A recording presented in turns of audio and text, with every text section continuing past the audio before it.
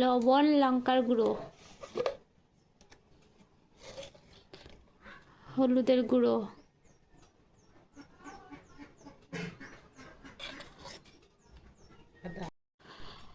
লঙ্কার গুঁড়ো, হলুদের গুঁড়ো, লবণ 3 রকমের দেওয়া হয়েছে।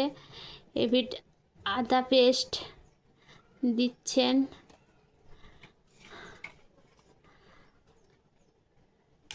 আদা পেস্ট মাছ দিয়ে দাও।